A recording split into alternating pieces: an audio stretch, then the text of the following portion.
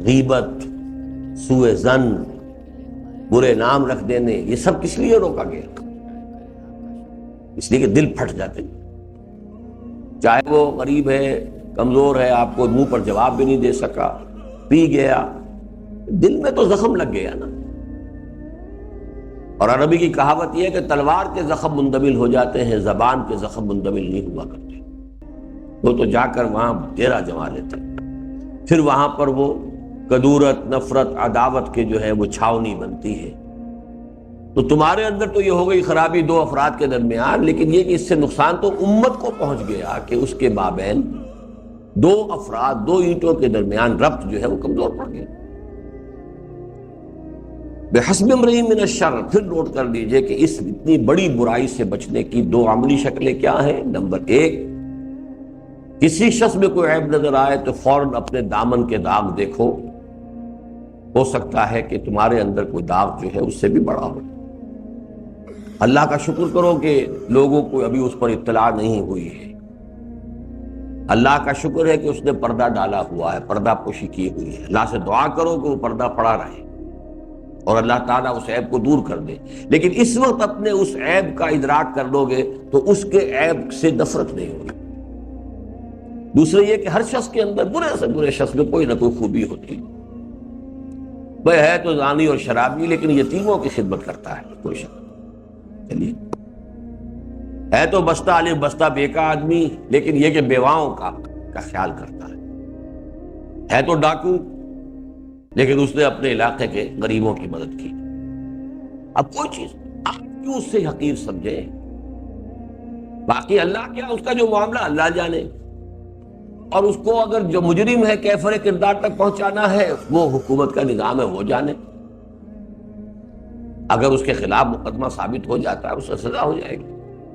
آپ خامخواہ اپنے دل میں اس کے لیے کدورت اور میل کیوں جمع کریں؟ ہاں، اس کی برائی کو برا سمجھیں، یہ نہ ہو کہ آپ برائی کے بارے میں بھی مداہنت برتنے لگے۔ برائی کو برا سمجھیں، لیکن برے سے نفرت نہ ہو، برے سے حقارت نہ ہو۔ مریض سے نفرت نہ ہو، مرض سے نفرت ہو۔ ڈاکٹر کی ساری لڑائی جو ہے وہ مرض سے، مریض سے نہیں ہے۔ مریض کا تو وہ خیر خواہ ہے۔ کل المسلم علی المسلم حرام، ہر مسلمان ہر دوسرے مسلمان پر حرام ہے۔ یہ حرام کا لفظ جو بڑا عجیب ہے، کچھ بری چیزوں کے لیے بھی آتا ہے، سور حرام ہے، شراب حرام ہے، اور بیت اللہ کے لیے بھی آتا ہے، مسجد الحرام، بلد الحرام۔ اس میں یہ ہے کہ جس شے کی حرمت ایسی ہے کہ اس کو کوئی بٹا نہ لگنے پائے۔ اب دونوں طرف جائے گا یہ کہ اگر آپ نے حرام چیز کا ارتکاب کیا تو گویا کہ اللہ نے جو اس کی حرمت قائم کی تھی، آپ نے اس کا بٹا لگا دیا۔ کسی شے کی عظمت ہے، اس عظمت کو آپ نے کوئی نقصان پہنچا دیا تو اس کی حرمت کو بٹا لگ گیا۔ تو یہ دو دھاری تلوار ہے۔ کل المسلم علی المسلم حرام دمہ ومالہ وعرضہ، یہ کیا کہلاتے ہیں گرامر میں؟ اتنی گرامر تو آپ کو مجھ سے زیادہ آتی ہے، کیا کہیں گے اس کو؟ یہ مرکب اضافی تو ہے، یہ حرام، کل المسلم علی المسلم حرام، بدل، مسلم کا بدل۔ مسلم حرام ہے، کیا مطلب؟ مسلم کا گوشت کھانا حرام ہے؟ نہیں، اس کا خون حرام، یعنی اس کی جان حرام ہے، اس کی جان آپ نہیں لے سکتے۔ وہ ہم پڑھ چکے ہیں کہ صرف 3 چیزیں ہو سکتی ہیں جس سے جان لی جا سکتی ہے۔ مال اس کا حرام ہے، آپ نے بغیر کسی حق کے اس کا مال اگر کہیں ضبط کر لیا، کہیں آپ نے چوری کر لی، کہیں آپ نے کسی اور طریقے سے ہڑپ کر لیا، کوئی غبن کر لیا، حرام۔ وعرضہ، اس کی عزت، تہمت لگا دی، خام خواہ کی عیب چینی کی ہے، اس کی عزت نفس کو ٹھیس پہنچائی ہے۔ کل المسلم علی المسلم حرام۔ اور یہ اس مضمون تو خطبہ حجۃ الوداع کے دن جو ہے شدید ترین الفاظ میں آیا ہے کہ تم جانتے ہو یہ کون سی جگہ ہے، بلد الحرام، کون سا دن ہے، حج کا دن ہے۔ اس طرح آپ نے گنوایا تو فرمایا ایک مسلمان کی جان اور مال عزت اس سے بھی زیادہ محترم، اس طرح۔ اب یہ حرمت کا تصور جو ہے، حرمت جان و مال و عزت، یہ ذرا سا بھی ایمان ہو کسی بھی، اس کے ایٹیچیوڈ میں کس قدر ایک تبدیلی آئے گی، معاشرے میں کیسے امن سکون پیدا۔ یہی میرا وہ بہت چھوٹا سا کتاب چاہے قرآن اور امن عالم، کہ امن سب سے پہلے داخلی امن ہوتا ہے، آپ کے اپنے اندر امن ہو، سکون ہو، اطمینان ہو، کانفلکٹس نہ ہو، فرسٹریشنز نہ ہو، امن ہو۔ ایمان کا اصل حاصل امن ہے۔ اے اللہ جو تیری طرف سے آیا ٹھیک ہے، مجھے قبول ہے، سر تسلیم خم ہے جو مزاج یاد میں آئے، کوئی شکوہ نہیں، کوئی شکایت نہیں۔ مجھے یہی پسند ہے کہ مجھے فاقے آئے، میں بھی اختیار حاضر۔ تجھے یہی پسند تھا کہ میرا یہ سارا مال ضائع ہو جائے، اللہ جو تیری مرضی ہے، ما شاء اللہ کان وما لم یشاء کوئی کنفلکٹس نہیں۔ کس نے کر دیا؟ اب سارا آپ اس کے خلاف نہیں، بھائی اللہ نے کیا، ہاں اس نے جو کیا ہے اس کو جرم دے، جرم اس نے کیا ہے، معاشرہ سزا دے اسے۔ You don't have any personal enmity towards him۔ وہ نہیں کر سکتا تھا اگر اللہ کی مرضی نہ ہوتی۔ تو مجھے تو اللہ کی مرضی سے ہوا جو ہوا، لیکن اس نے جو اس کے اندر حصہ لے لیا ہے تو اس نے اپنا گناہ بھی کما لیا آخرت کے لیے بھی، اور اگر وہ کاگنیزیبل آفینس ہے تو معاشرے کی ذمہ داری اسے سزا دے۔ میرا مال تو ضائع ہونا ہی تھا، اس طرح نہ ہوتا کسی اور طرح ہوتا، اللہ کو میرا تو امتحان لینا ہی تھا۔ یہ بدبخت بیچ میں آ گیا، اس نے جو کچھ کیا ہے اپنے لیے کما لیا ہے، وہ آخرت کی اس کی سزا ہو یا دنیا میں بھی اس کو سزا ملے۔ تو یہ چیزیں جو ہے ایمان اصل میں داخلی امن پیدا کرتا ہے۔ اس داخلی امن کا نتیجہ جو ہے وہ معاشرتی سلامتی ہے، وہ اس حدیث کے اندر ہے۔ اندر سے اس شخص کے جس کے دل میں ایمان ہے یہ سلامتی پھوٹے گی، اس کے وجود سے برآمد ہوگی، سرایت کرے گی ماحول کے اندر۔ لا تحاسدوا ولا تناجشوا ولا تباغضوا ولا تدابروا ولا يبيع بعضكم على بيع بعض وكونوا عباد الله اخوانا۔ المسلم اخو المسلم لا يظلمه ولا يخذله ولا يكذبه ولا يحقره۔ التقوى ها هنا، التقوى ها هنا، التقوى ها هنا۔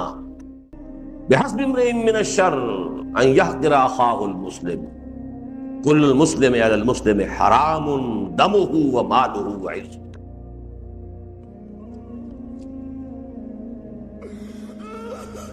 اب اسی طرح کی ایک اور حدیث عن ابی ہریرہ رضی اللہ عنہ عن النبی صلی اللہ علیہ وسلم من نفس عن مؤمن قربة من قرب الدنیا نفس اللہ عنہ قربة من قرب یوم القیامہ۔ یہ وہی معاشرت کا معاملہ آ رہا ہے، جس نے دور کر دی کسی مومن سے کوئی تکلیف دنیا کی تکلیفوں میں سے، اللہ تعالیٰ اس کے عوض دور کر دے گا اس سے کوئی تکلیف قیامت کے دن کی تکالیف میں سے۔ یہ وہی حسن معاشرت، حسن معاملت، آپس میں کیسے رہو، کیسے ایک دوسرے کے ساتھ تعامل کرو، ایک دوسرے کی مشکلات کو بانٹو، ایک دوسرے کے غم بانٹو، درد بانٹو، شریک ہو۔ من نفس عن مؤمن قربة من قرب الدنیا نفس اللہ عنہ قربة من قرب یوم القیامہ۔ ومن یسر علی معسر یسر اللہ علیہ فی الدنیا والآخرہ۔ اور جو کسی تنگ حال پر آسانی کرتا ہے، معسر کسی وجہ سے تنگی میں ہو، کسی الجھن میں ہے، کسی مخمصے میں ہے، کسی قرض میں ہے، کسی مقدمے بازی کے اندر پھنس گیا ہے، جہاں عسرت جہاں بھی ہو، عسر مشکل، مالی مشکل ہے، کوئی اور پریشانی ہے، کوئی خانگی الجھن ہے، اس میں آپ نے کوئی صحیح مشورہ دیا ہے، کوئی اس کو ایڈوائس دی ہے، کسی طریقے سے اس کو کوشش کی ہے اس کے غم کو بانٹنے کی. من یسر علی معسر، جو شخص مشکل میں ہو، جس نے اس کے لیے آسانی کی کوئی راہ نکالی. یسر اللہ علیہ فی الدنیا والآخرہ، اللہ اس کے لیے دنیا اور آخرت دونوں کے اندر آسانیاں پیدا کرے. اب یہاں جو ہے بڑا فرق ہے. ایک تو یہ کہ میں اپنے مسئلے کو خود حل کرتے میں لگا رہا ہوں، آپ بھی اپنے مسائل میں خود ہی لٹا پین رہے. ایک یہ ہے کہ آسان نسخہ یہ کہ میں آپ کی تکلیف رفع کروں، اللہ میری تکلیف خود رفع کر دے.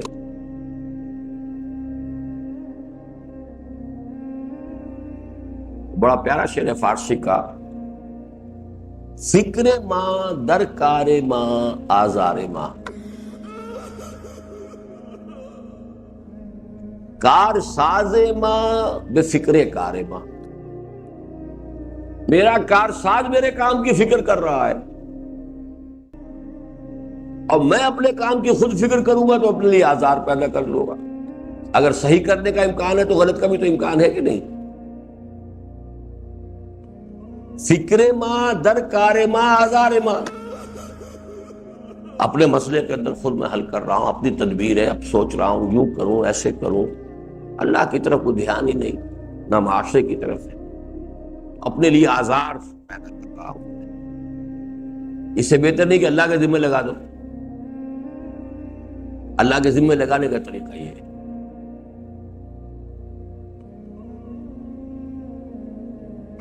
یہ ہے اصل میں آسان نسخے جو ہیں جن کو کہ ہمیں اختیار کرنا چاہیے. کار ساز ماں بے فکر کار ماں، تفویض کر دی، افوض امری الی اللہ، اے اللہ میں اپنا معاملہ تیرے حوالے کرتا ہوں. سپردم بے تو مایا خیش رات دانی حساب کم و بیش. یہ ساری بحثیں سورۃ تغابن میں آتی ہیں. فکر ماں در کار ماں آزار ماں، کار ساز ماں بے فکر کار ماں. وہ میرے کام میں لگا ہوا، اس کا علم کامل، اس کی قدرت کامل، وہ طے کر لے تو کوئی رکاوٹ آ نہیں سکتی، وہ اس کے فیصلے میں کوئی شر ہو نہیں سکتا. ہمارے فیصلوں میں 100 شر، ہمارے فیصلوں کے آگے 100 رکاوٹیں. تو نسخہ یہ ہے کہ آپ ایک تو یہ کہ اس کے کام میں آپ لگ جائیے. من کان اللہ کان اللہ لہ، جو اللہ کا ہو گیا اللہ اس کا ہو گیا. آپ اس کے کام میں لگ جائیے، اپنی فکر چھوڑ دیجیے، اپنی فکر اللہ کے حوالے کر دیجیے، وہ کرے گا خود. ٹھیکہ دے دیجیے اپنا اس کو.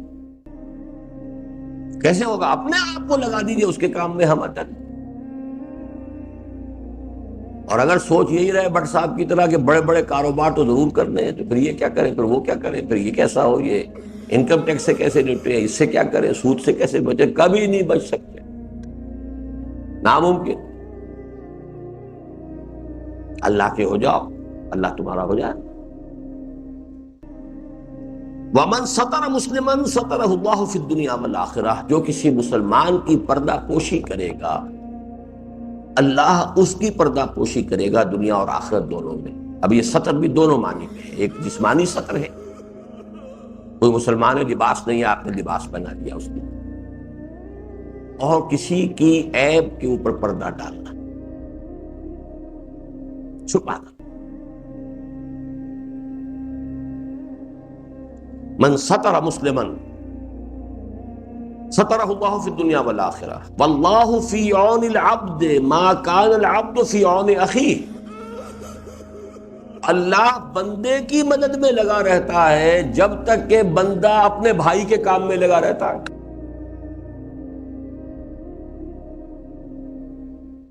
واللہ فی عون العبد ما کان العبد فی عون اخیہ. اب اس کے بعد جو حدیث آ رہی ہے تو بارہا ہمارے ہاں بیان ہوئی ہے، یہ خاص طور پر کیونکہ یہ ساری چیزیں پیدا ہوں گی ایمان سے. یہ ایمان کے مظاہر ہیں. اندر ایمان ہوگا تو یہ خود بخود اس میں سے شگوفے پھوٹیں گے، پھول بنیں گے، رنگا رنگ جو ہے اس کے اندر، ساری کردار کے اندر یہ خوش رنگیاں پیدا ہوں گی، یہ پھول اور پھل اس میں لگیں گے. تو ایمان کہاں سے آئے گا؟ اب وہ سن لیجئے. وَمَنْ سَلَكَ طَرِيقًا يَلْتَمِسُ فِيهِ عِلْمًا سَهَّلَ اللَّهُ لَهُ فِيهِ طَرِيقًا إِلَى الْجَنَّةِ. جس شخص نے کوئی راستہ اختیار کیا، راستہ طے کیا، کسی راستے پر چلا جس سے کہ وہ علم حاصل کرنا چاہے، ایک دولت کمانے کے لیے بھی سفر ہوتا ہے، ٹھیک ہے، وہ بھی مسنون ہے، آپ جہاں سفر کریں، ریلت الشتاء والصیف قریش کا جو ہے وہ دولت کے لیے تھا، کاروبار تھا، وہ بھی ہے اپنی جگہ، حرام نہیں ہے۔ حضور نے کتنے عرصے تک، جب تک وحی نہیں آئی ہے، آپ نے یہی کاروبار کیا ہے۔ لیکن ایک ہے شخص جو علم کی طلب میں جا رہا ہے، من سلک طریقا یلتمس بہ فیہ علما سہل اللہ لہ بہ طریقا الی الجنہ، اللہ تعالیٰ اس کے ذریعے یا اس کے صدقے میں اس کے لیے ایک راستہ جنت کی طرف آسان کر دیتا۔ وَمَا اجْتَمَعَ قَوْمٌ فِي بَيْتٍ مِّن بُيُوتِ اللَّهِ، اور نہیں جمع ہوتے کوئی لوگ کسی گھر میں اللہ کے گھروں میں سے۔ ظاہری الفاظ کی بنا پر تو خیال یہ ہے کہ اس سے مراد مسجد ہے، لیکن بہت سے شارحین کا یہ قول ہے کہ اس سے مراد کوئی بھی جگہ، رند جہاں بیٹھ کے پی لے وہی بیخانہ بنے، جو بھی ظرف ہاتھ میں اٹھا لے وہی پیمانہ بنے، یہاں بیٹھ جاؤ۔ اللہ تعالیٰ نے، حضور نے فرمایا، اللہ نے میرے لیے پوری زمین کو مسجد بنا دی، لیکن یہ کہ بہرحال درجہ بدرجہ رہے گا۔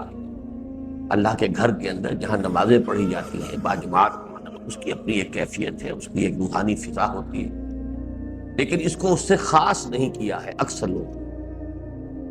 مجتمع قوم فی بیت من بیوت اللہ یتلون کتاب اللہ ویتدارسونہ بینہم، اللہ کی کتاب کو پڑھنے کے لیے اور آپس میں سمجھنے سمجھانے کے لیے۔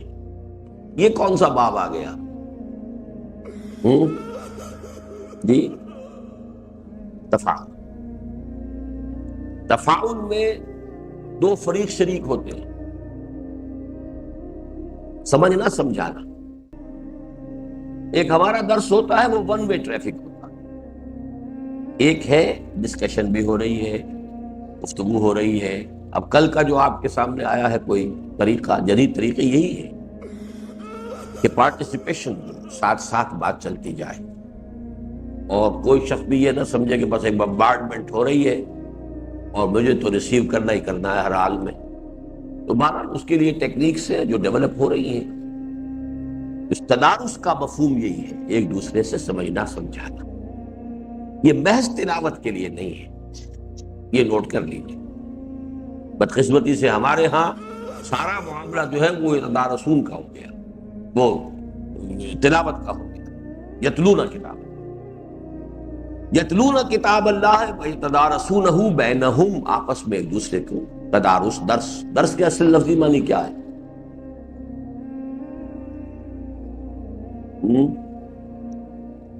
جی، سہارا؟ آپ پتہ نہیں کون سی بولی بولتے ہیں۔ سبق تو اس کا مفہوم دراسا کہتے ہیں لکھ کر مٹانا۔ پرانے زمانے میں تختیاں ہوتی تھی، لکھی پھر اس کو پوچھا دیا، پھر لکھی پھر پوچھا دیا۔ سلیٹیں ہوتی تھی، لکھا اور مٹایا۔ یہ کاپیاں کہاں ہوتی تھی؟ اور اس حساب سے کاغذ تو ایک نایاب اور کمیاب شے، بہت قیمتی شے، بہت ہی انقا شے۔ تو تدارس یہ ہے، لکھو مٹاؤ، لکھو مٹاؤ، لکھو مٹاؤ۔ اس کا مطلب کیا ہے؟ گھسنا، بار بار کی تکرار سے اس کو اچھی طریقے سے پکانا۔ یتدارسونہ بینہم۔ اب کیا ہوتا ہے جب یہ لوگ جمع ہوتے ہیں؟ الا نزلت علیہم السکینہ، مگر لازماً نازل ہوتی ہے ان پر سکینت۔ وغشیتہم الرحمہ، اور رحمت ان کو ڈھانپ لیتی ہے، سایہ کر لیتی ہے۔ وحفتہم الملائکہ، اور فرشتے ان کے گرد گھیرا ڈال لیتے ہیں۔ وذکرہم اللہ فی من عندہ، اور اللہ تعالیٰ ان کا تذکرہ کرتا ہے اس مجلس میں، ملائکہ مقربین جو اس کے قریب جو فرشتے ہیں۔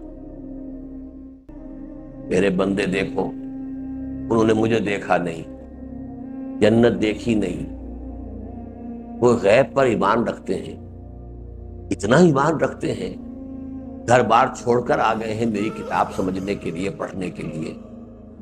یہی وقت وہ کسی دنیاوی دھندے میں لگا سکتے تھے، اسی میں وہ کوئی منفعت بخش کام کر سکتے تھے، چھوڑ کر آئے کس لیے آئے؟ میری کتاب کے شوق میں۔ یہ اصل میں اللہ تعالیٰ کیوں ذکر کرتا ہے کہ فرشتوں نے انسانوں کے بارے میں اندیشہ ظاہر کیا تھا۔ اَتَجْعَلُ فِيهَا مَن يُفْسِدُ فِيهَا وَيَسْفِكُ الدِّمَاءَ، انسان کی سرشت کے اندر جو خرابی تھی وہ انہیں نظر آ گئی تھی، صحیح نظر آئی تھی، یہ خون ریزی کرے گا اور یہ کرے گا اور وہ کرے گا، فساد بچائے گا، وہ بھی صحیح تھا، ان کا مشاہدہ غلط نہیں تھا، لیکن خیر کا پہلو بھی تھا۔ اس خیر کے پہلو کو اللہ تعالیٰ نے فرمایا انی اعلم ما لا تعلمون، میں جانتا ہوں جو تم نہیں جانتے۔ اب جب وہ خیر کا پہلو نمایاں ہوتا ہے تو اللہ تعالیٰ فخر فرماتا ہے، دیکھا تم نے، تم تو ہر وقت میری محفل میں ہو، تم اگر نیک ہو تو کیا ہے، کون سا تمہارا کمال ہے؟ کیا تم نے کوئی تیر مارا ہے؟ میرے وہ بندے جنہوں نے مجھے دیکھا نہیں، غیب کا پردہ میرے ان کے مابین حائل ہے۔ جنت دیکھ لی ہوتی انہوں نے تو کیا حال ہوتا ان کا؟ یہ ہے اصل میں وَذَكَرَهُمُ اللَّهُ فِي مَنْ عِندَهُ وَمَنْ بَطَّأَ بِهِ عَمَلُهُ لَمْ يُسْرِعْ بِهِ نَسَبُهُ، اور جس شخص کو پیچھے رکھ دیا ہو اس کے عمل نے، اسے آگے نہیں کر سکتا اس کا نسب۔ میں سید زادہ ہوں، ہوا کرو، باڑ میں جاؤ، تمہارا عمل کیا ہے؟ بدرم سلطان بور ہوں گے بھائی تمہارے بادشاہ، تم کیا ہو؟ تو چمار ہو۔ اصل بات کیا ہے؟ جیسے کہ قرآن مجید نے فرمایا تِلْكَ أُمَّةٌ قَدْ خَلَتْ لَهَا مَا كَسَبَتْ وَلَكُمْ مَا كَسَبْتُمْ وَلَا تُسْأَلُونَ عَمَّا كَانُوا يَعْمَلُونَ۔ وہ ابراہیم، اسماعیل، اسحاق، یعقوب، موسیٰ، عیسیٰ، یہ امت تھی، گزر گئی، جو انہوں نے کمایا وہ ان کے لیے ہے، تمہارے لیے وہ ہوگا جو تم کماؤ گے۔ برابر ہر چیز اندر سینہ داری، جو تمہارے سینے میں وہ لاؤ باہر۔ پیش کر غافل عمل کوئی اگر دفتر میں ہے، جس کو عمل نے اس کو پیچھے کر دیا ہو، اس کا نسب اسے آگے نہیں بڑھا سکتا۔ رواہ مسلم بہذا اللفظ، یعنی یہ روایت جو ہے اور بھی بہت سی احادیث کی کتابوں میں ہے، لیکن یہ لفظ جو ہے، یہ متن اس کا جو ہے، یہ مسلم شریف کا ہے۔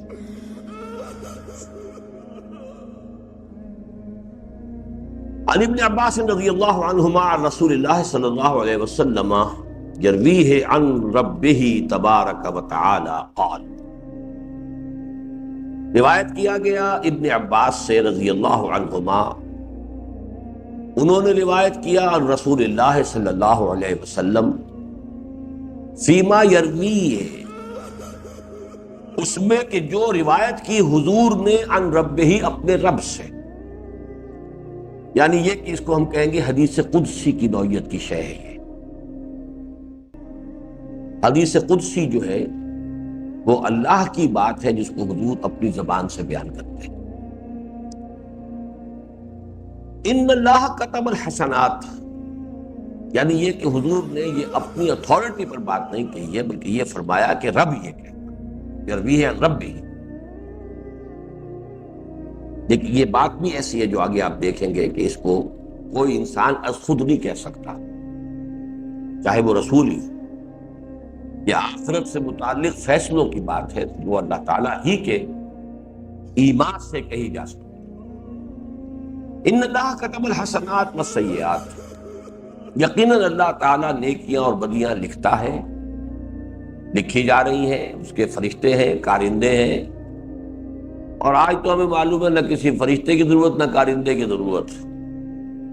کوئی ہمارے اندر ہی کوئی اگر کوئی منیچر ٹیپ ریکارڈر لگا ہوا ہو، کوئی ایسا چپ ہو کہ جو ایک ہی جو ہے 70 برس کی پوری زندگی کا ریکارڈ اپنے اندر محفوظ کر لے تو کون سی مشکل بات ہے۔ ان اللہ کتب الحسنات والسیئات، اللہ لکھ رہا ہے نیکیاں بھی بدیاں۔ ثم بین ذلک، پھر اس نے ان کو ظاہر بھی کر دیا۔ اپنی کتاب میں کتبہ یہاں پہ اصل میں اس مفہوم میں آ رہا ہے کہ اللہ نے معین کر دی ہے. ہاں مفہوم دوسرا ہے کہ اللہ نے معین کر دی ہے، طے کر دی ہے، یہ نیکی ہے، یہ بدی ہے، یہ نیکی ہے، یہ بدی ہے. ثم بین ذلک، پھر اسے واضح بھی کر دیا. تبیین جو ہے وہ تبیین نفسی بھی ہے کہ نفس انسانی کے اندر بھی اس کو ودیت کر دیا گیا، فَلَهَمَهَا فُجُورَهَا وَتَقْوَاهَا، اور تبیین کی تکمیل ہو گئی وحی کے ذریعے سے. فَمَنْ هَمَّ بِحَسَنَةٍ فَلَمْ يَعْمَلْهَا كَتَبَهَا اللَّهُ عِنْدَهُ حَسَنَةً كَامِلَةً، جس شخص نے کسی نیک کام کا ارادہ کیا پھر کر نہ سکا، اس کی بھی اللہ تعالیٰ ایک مکمل نیکی درج کر لے. لیکن ترغیب کیا ہے؟ نیک خیالات تو پیدا کرو اپنے اندر، نیکی کے ارادے تو باندھو. جو تبلیغی بھائی کہتے ہیں بھائی ارادے تو کر لو، یہ خود ایک نیکی ہے. من ہم،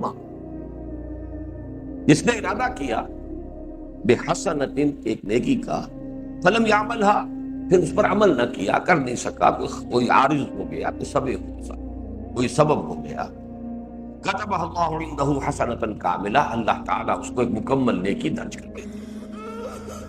وَإِنْ ہَمَّ بِهَا فَعَمِلَهَا، پھر اگر اس نے اس پر ارادہ بھی کیا تھا، عمل بھی کر لیا، كتبها الله عنده 10 حسنات الى 700 ضعف الى اضعاف كثيرة، اب اللہ اس کو لکھتا ہے 10 نیکیاں. 10 نیکیاں تو کم سے کم، اس سے آگے لے کر 700 گنا تک، اور اس سے بھی آگے جتنا چاہے بڑھائے. 700 گنا کے بھی ملٹیپل کرتے جائیے. اس کا سارا جو معاملہ ہوتا ہے وہ نیکی کتنی عمدگی سے کی، عمل بھی اچھا تھا، کیا بھی نہایت خوبصورتی سے. احسان حسنہ میں بھی احسان کیا ہے، جو اس کے اندر پیدا کی ہے خوبصورتی. پھر یہ کہ اس میں کس قدر احتیاط سے اس نے اپنی نیت کو پاک رکھا ہے، کہیں تحت الشعور میں بھی کہیں کسی میرے اندر ریاکاری یا کوئی اور جذبہ پیدا نہ ہو جائے. اس کے کتنا اس نے اہتمام کیا. اگر غیر شعوری طور پر کوئی چیز شامل ہو گئی تو اللہ نہیں پکڑے گا، لیکن کسی نے غیر شعوری کے اندر بھی اپنی جو ہے خوب کھدائی کر کر کے نکال دیا ہے، اور وہ 700 گنا تک، اور 700 گنا سے آگے بھی بڑھ کر الی اضعاف کثیرہ، بہت بڑھا. اب اس کے برعکس وَإِنْ هَمَّ سَيِّئَةً فَلَمْ يَعْمَلْهَا كَتَبَهَا اللَّهُ عِنْدَهُ حَسَنَةً كَامِلَةً، جس نے برائی کا ارادہ کیا پھر عمل نہیں کیا،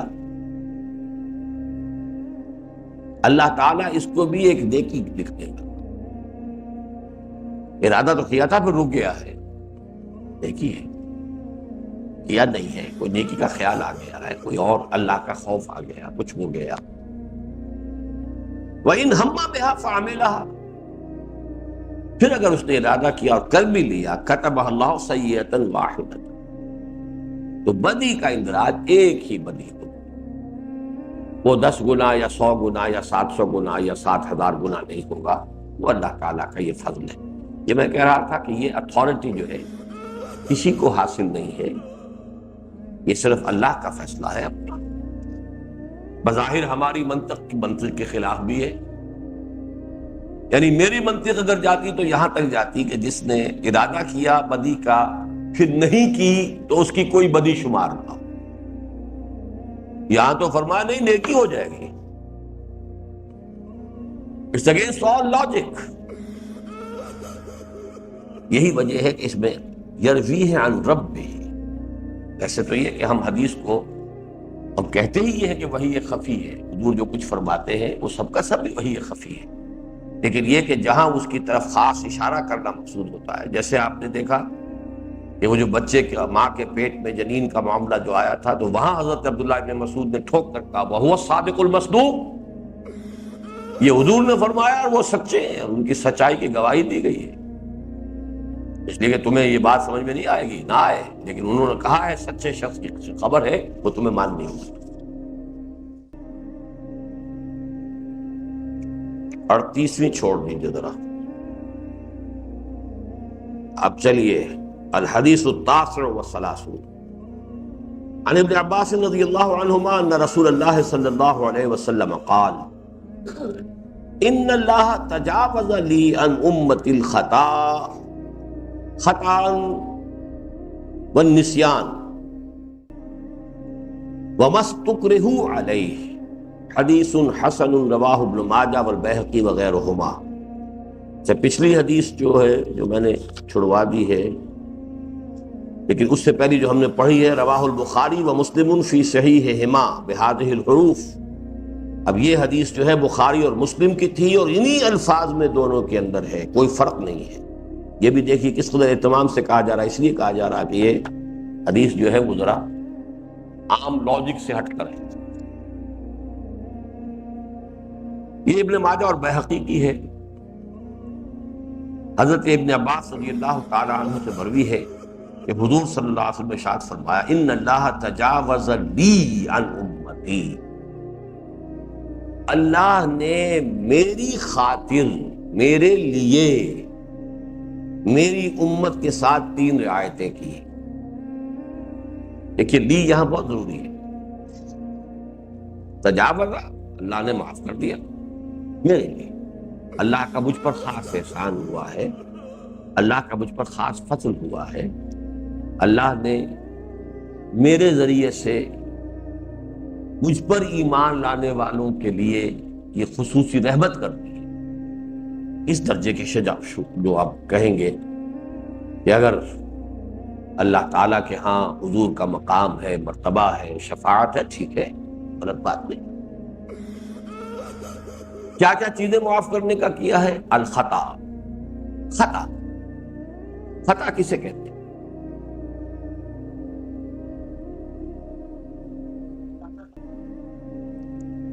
جی صحیح ہے، غیر ارادی طور پر غلطی، نشانہ خطا گیا، آپ کی پوری کوشش ہے ایک ٹارگٹ کو ہٹ کرنے کی، نشانہ خطا ہو گیا۔ یہ بہترین تعبیر ہے اس خطا کی، خطا۔ ظاہر بات ہے یہ تو بالکل لاجیکل بات بھی ہے، ایک آدمی تو ایم کر رہا ہے نیکی، بھلائی، خیر، اب فرض کیجئے اس کا نشانہ خطا ہو گیا، اس سے تجاوز ہونا چاہیے۔ والنسیان، اور بھول، اور یہ کہاوت عربی زبان کی الانسان مرکب من النسیان والخطا، 2 چیزیں تو انسان کی سرشت میں داخل ہے، بھول جانا، فنسی، یہ حضرت آدم کے بارے میں بھی آیا سورہ طٰہٰ کے آخر میں، بھول گیا ہوں، آدم سے ہم نے ایک وعدہ لیا تھا اس درخت کے قریب نہ جانا، فنسی، بھول گئے۔ تو یہاں پہ اس کو نوٹ کیا، وَمَا اسْتُكْرِهُوا عَلَيْهِ، اور جس چیز پر کہ انہیں مجبور کر دیا گیا، مکرہ، کراہت، اسے پسند نہیں ہے مجبور۔ کلمہ کفر بھی کہا جا سکتا ہے جان بچانے کے لیے، اگرچہ عزیمت یہ ہے کہ کلمہ کفر نہ کہو، جان دے دو، لیکن رخصت بھی رکھی ہے کہ کلمہ کفر کہہ کر جان بچا سکتے ہو تو بچا دو، اجازت ہے، جائز ہے۔ یہی معاملہ ہوا تھا تین افراد کی فیملی کے ساتھ، حضرت یاسر، ان کی اہلیہ حضرت سمیہ، نوجوان بیٹا عمار۔ ابو جہل نے تینوں کو شدید ترین ٹارچر کیا، شدید ترین ٹارچر۔ آخر میں تنگ آ کر اس نے کہا ایک دفعہ کلمہ کفر کا کہہ دو کہ ہاں تمہارے بت میں بھی کچھ ہے، میں چھوڑ دوں گا تمہیں۔ کیا کرے یار، کہاں تک مارے، مار مار کے بھی انسان تھک جاتا۔ He had done everything۔ تو عاجز آ کر کہا ایک دفعہ بھی کہہ دو چلو میں چھوڑ دوں۔ ماں باپ دونوں نے انکار کر دیا، ایک دفعہ بھی نہیں کہا، دونوں کو اس میں شہید کر دیا۔ عمار، انہوں نے کلمہ کفر کہہ کر جان بچائی۔ عمار ابن یاسر رضی اللہ تعالی عنہ، اس کے بعد ان پر شدید ندامت کا غلبہ ہوا، یہ میں نے کیا کیا۔ روایت یہ ہے کہ انہوں نے اپنے آپ کو ایک ستون سے باندھ لیا کہ اب حضور ہی آ کر مجھے یہاں سے کھولیں گے، یعنی گویا کہ حضور کھولیں گے تو اس کا مطلب یہ ہے کہ آپ کی طرف سے معافی، اور آپ کی طرف سے معافی ہے تو اللہ کی معافی ہے، تب میں یہاں سے، ورنہ میں اسی طرح اپنے آپ کو ہلاک کر۔ حضور آئے، انہوں نے فرمایا نہیں ٹھیک ہے، اس کی اجازت ہے، کلمہ کفر کہا جا سکتا، قرآن مجید میں بھی ہے وَقَلْبُهُ مُطْمَئِنٌّ بِالْإِيمَانِ، دل اس کا اطمینان پر جمع ہوا ہو، ایمان پر جمع ہوا ہو تو زبان سے کلمہ کفر کہہ کے جان بچائی جا سکتی۔ اب اس میں یہ ہے کہ ذرا اس کو ربڑ کی طرح کھینچنے کی لوگوں کے اندر عادت ہو گئی ہے۔ اب اضطرار میں سور کھانا بھی جائز ہے، جان بچانے کی حد تک، اتنا ہی جتنا کہ جان بچانے کے لیے، غیر باغ ولا عاد، نہ اس کی کوئی لذت ہو تمہارے اندر، اور نہ تم اس حد سے تجاوز کرو کہ جو جان بچانے کے لیے ضروری تھا۔ اگر ان دونوں شرطوں میں سے کراس کر جاؤ گے تو پھر وہ کراہت، وہ جو مجبوری والی بات تھی، وہ بات ختم ہو گئی، پھر تو گویا کہ آپ نے اپنی لذت کے لیے یا اپنے عیش کے لیے آپ نے اس کا استعمال کیا۔ اب لوگ کہتے تھے کیا کریں، مجبوری ہے، سود کے بغیر تو کاروبار چلتا نہیں، بنانی ہے کوٹھیاں، محل بنانے، کارخانے، بھوکے تو وہ مرتے نہیں، اتنا کچھ ان کے پاس ہے کہ نہ وہ مرے، نہ ان کی اگلی نسل مرے، نہ اس کی اگلی نسل مرے۔ مجبوری ہے، مجبوری کو سب جائز ہے، یہ نہیں ہے صرف، یہ معاملہ اس اللہ کے ساتھ ہے کہ جو ہر شے کی، ہر حقیقت سے واقف ہے۔ الحدیث الاربعون یہ بھی چھوڑ دیجئے، اب آئیے حادی والاربعون۔ عن ابی محمد عبداللہ ابن عمرو بن العاص رضی اللہ عنہما قال قال رسول اللہ صلی اللہ علیہ وسلم لا یؤمن احدکم حتی یکون ہواہ تبعا لما جئت بہ، حدیث حسن صحیح رویناہ فی کتاب الحجۃ باسناد صحیح۔ یہ رویناہ ہو کون کہہ رہا ہے؟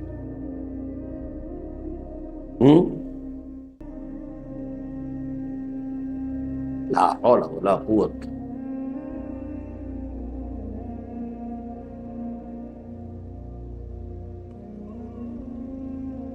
جی جی، یہ امام نبوی کہہ رہے ہیں، یہ حدیث حسن صحیح ہے، اسے ہم نے اپنی کتاب الحجہ میں بے اسناد صحیح، صحیح سند کے ساتھ روایت کیا ہے۔ یعنی یہاں جو ہے چونکہ کسی اور یہاں پہ حوالہ نہیں دے رہے نا، یا تو کہتے بخاری، مسلم، ترمذی، ابن ماجہ، اب تو وہ بات ہو گئی، اس سے آگے کی سند ساری جو ہے وہ تو آپ کو ابن ماجہ بتائیں گے کہ میری حدیثیں جو ہے وہ میں نے فلاں کس سے لی۔ آپ نے ابن ماجہ کا حوالہ دے دیا تو ساری باقی لنکس جو ہیں اب وہ آپ کو بیان کرنے کی ضرورت نہیں ہے۔ لیکن چونکہ یہ وہ حدیث ہے کہ جو کسی کتاب کے اندر اور ان کو نہیں ملی ہے، ان کو براہ راست کہیں سے ملی ہے، انہوں نے اپنی سند اس کے اندر بیان کی ہے، اور وہ سند بیان کریں گے حضور تک، وہ تو اتنا لمبا ہو جائے گا، اس لیے اس کتاب میں اس کا تذکرہ نہیں کیا، حوالہ دے دیا کہ کسی کو اس کی سند دیکھنی ہو تو ہماری کتاب الحجہ جو ہے اس میں اسناد اس کی جو ہے ہم نے دے دی ہے، اور وہ سند صحیح ہے۔ روینا ہو، ہم نے روایت کیا ہے، یہ روایتو ہو بھی ہو سکتا تھا، میں نے روایت کیا ہے، لیکن یہ کہ عام قاعدہ ہوتا ہے ہم نے لکھا ہے، ہم یہ کہتے ہیں۔ حدیث حسن صحیح ہو، یہ گویا کہ ان کا اپنا ایک ورڈکٹ ہے، یہ حدیث حسن ہے، صحیح ہے، ان تمام معیارات پر جو حسن اور صحیح کے لیے ہیں یہ پوری اترتی ہے، اگرچہ کسی اور محدث نے اس کتاب میں نہیں لیا آپ نے، لیکن ہم نے اس کی اسناد جو ہے ان کو روایت کر دیا ہے، جس کو دیکھنا ہو وہ کتاب الحجہ میں دیکھے۔ حدیث کیا ہے؟ عبداللہ ابن عمرو بن العاص رضی اللہ تعالی عنہما، جن کی کنیت ابو محمد ہے، ان سے روایت کیا گیا، قال، وہ فرماتے ہیں قال رسول اللہ صلی اللہ علیہ وسلم لا یؤمن احدکم حتی یکون ہواہ طبعا لما جئت بہ، تم میں سے کوئی شخص مومن نہیں ہو سکتا جب تک کہ اس کی خواہش نفس تابع نہ ہو جائے اس کے کہ جو میں دے کر بھیجا گیا ہوں، جو میں لایا ہوں۔ یہ بڑی جامع حدیث ہے، اور یہ گویا کہ دین کے اس پورے نظام کے اوپر حاوی ہے۔ ہوائے نفس ہے نا جو بغاوت کرتی ہے انسان کے اندر گناہ کے لیے اور تعدی کے لیے، ظلم کے لیے کون سی چیز ہے جو اندر سے زور لگاتی ہے؟ نفس امارہ، ہوائے نفس۔ اس ہوائے نفس کو جب تک تابع نہیں کرو گے اس کے جو میں لے کر آیا ہوں، اس وقت تک تم مومن نہیں۔ یعنی اقرار باللسان والا ایمان تو ہو گیا، جو شخص بھی ایمان کہا لا الہ الا اللہ محمد رسول اللہ، مسلمان ہو گیا، لیکن لا یؤمن احدکم، ایمان کا درجہ حاصل ہوگا کب؟ حتی یکون ہواہ تبعا لما جئت بہ، یہاں تک کہ اس کی خواہش نفس تابع ہو جائے، سرنڈر کر دے، ٹھیک ہے میری خواہش تو ہے لیکن اللہ کا حکم نہیں ہے تو ٹھیک ہے، میری طلب تو ہے لیکن اللہ نے اس شے کو حرام کیا تو ٹھیک ہے۔ جب تک کہ نفس کے اندر یہ انقیاد نہ ہو جائے۔ یہ انقیاد کس بلا کا نام ہے جی؟ آج ہی سنا جی؟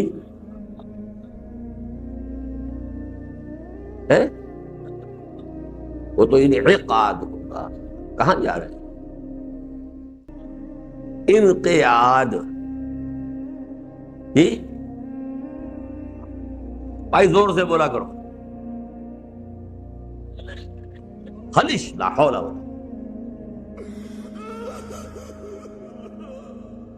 لکھیں اپنے پاس، قادہ یقود، قیادت کرنا، قادہ یقود، قائد، قیادت کرنے والا، قادہ یقود قیادتن، قائد، قود اس کا مادہ ہے، انفعال میں آیا تو انقیاد بن گیا، کسی کی قیادت کو قبول کر لیں، اپنی نکیل کسی کے ہاتھ میں دے دینا، بیعت کر لینا اس پر۔ جس تمہاری خواہش نفس اگر میری لائی ہوئی تعلیمات سے بیعت نہیں کرتی تو تم مومن نہیں ہو، تمہاری خواہش نفس اگر قیادت قبول نہیں کرتی میری لائی ہوئی تعلیمات کی، تم مومن نہیں۔ لاکھ زبان سے دعوے کرو، لاکھ تم جو ہے تسبیحات کرتے رہو، لا یؤمن احدکم حتی یکون ہواہ تبعا لما جئت بہ۔ یہ لفظ قرآن مجید میں کہاں آیا ہے؟ ہوا جی، احوا۔ سورہ نازعات میں بڑا پیارا وہ ہے معاملہ، وَنَهَى النَّفْسَ عَنِ الْهَوَىٰ فَإِنَّ الْجَنَّةَ هِيَ الْمَأْوَىٰ۔ جس شخص نے اپنے نفس کو ہوا سے روک دیا، وَنَهَى النَّفْسَ عَنِ الْهَوَىٰ فَإِنَّ الْجَنَّةَ هِيَ الْمَأْوَىٰ۔ اما من خاف مقام ربہ ونہى النفس عن الہویٰ، وہ شخص جو اپنے رب کے سامنے کھڑے ہونے سے ڈرتا رہا، کھڑے ہونا ہے، اور اپنے نفس کی لگامیں اس نے کھینچ کر رکھی ہیں، اسے روکے رکھا خواہش سے، فإن الجنة هي المأوى، ان کا ٹھکانہ جنت ہے۔ اللہم ربنا اجعلنا منہم۔ اچھا جی، اب یہ دیکھیے، یہ 40 سے آگے نکل گئے، 41ویں حدیث تھی یہ، یعنی 40 اگرچہ نام ہے اس کا، تھوڑی سی ڈنڈی پہلے بھی ماری ہوئی، انہوں نے ایک ایک حدیث کے اندر دو دو بھی شامل کی ہوئی ہے۔ جب وہ 40 کا عدد چونکہ رکھا ہوا ہے اس لیے وہ لکھا تو نام 40 ہی ہے، لیکن یہ کہ اس میں 42 حدیثیں ہیں۔ اب آخری حدیث جو ہے وہ بعد میں پڑھیں گے، اب آ جائیے یہ حدیثیں ہیں کہ جو اب تصوف کے باب کی حدیثیں ہیں۔ کون کون سی چھوڑی تھی یاد ہے جی؟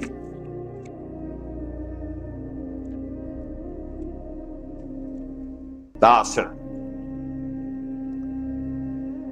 عن ابی العباس عبداللہ ابن عباس رضی اللہ عنہما قال، عبداللہ ابن عباس رضی اللہ تعالی عنہما جن کی کنیت ابو العباس ہے، وہی دادا اور پوتے کا نام ایک، ابو العباس عبداللہ ابن عباس، اپنا نام عبداللہ ہے، عباس حضور کے چچا کے بیٹے ہیں، اور انہوں نے اپنے بیٹے کا نام بھی عباس رکھا ہے، تو ابو العباس بھی ہے، ابن عباس بھی ہیں، ابو العباس بھی۔ رضی اللہ عنہما قال کنت خلف النبی صلی اللہ علیہ وسلم یوما، بعض جگہ آتا ہے ردف النبی، ایک دن میں حضور کے پیچھے تھا، یعنی سواری پر، اونٹ پر، آگے حضور تشریف فرماتے پیچھے میں بیٹھ، ردیف کہتے ہیں، ردف بھی اس کو لفظ آیا ہے، ردیف کہتے ہیں وہ شعر کے آخر کی چیز جو ہوتی ہے۔ کنت خلف النبی صلی اللہ علیہ وسلم یوما فقال یا غلام، یا غلام، اے لڑکے، یہ غلام جو ہے بڑے محبت کے ساتھ، یا غلام، اے بیٹے، غلام کا لفظ جو ہے بیٹے کے لیے بھی آتا ہے۔ حضرت مریم نے یہی کہا تھا، انا یکون لی غلام ولم یمسسنی بشر ولم اک بغیا، اے بیٹے، چچا داد بھائی ہیں لیکن عمر میں بہت چھوٹے ہیں، بیٹے ہیں، انی اعلمک کلمات، میں تمہیں آج کچھ باتیں تلقین کرتا ہوں۔ یہ ہے وہ تربیت، تزکیے کے لیے دین کی حقیقت کو چھوٹے چھوٹے کلمات کے اندر ادا کر کے، اور ایسے انداز کے جس سے دل کے اندر گداز پیدا ہو جائے اور ایمان کی اصل حقیقت منتشر ہو جائے۔ انی اعلمک کلمات احفظ اللہ یحفظک،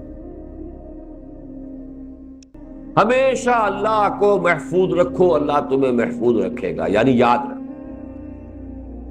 فاذکرونی اذکرکم،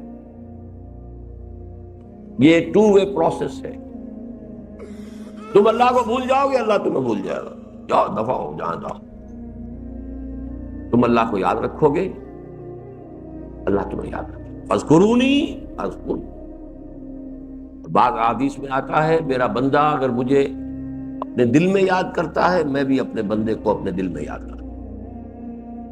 میرا بندہ اگر کسی مجلس میں مجھے میرا تذکرہ کرتا ہے، میں بھی اپنے بندے کا اس سے کہیں بہتر مجلس میں تذکرہ کرتا ہوں، وہ ملائکہ مقربین کی محفل میں ہوگا۔ احفظ اللہ تجدہ تجاہک،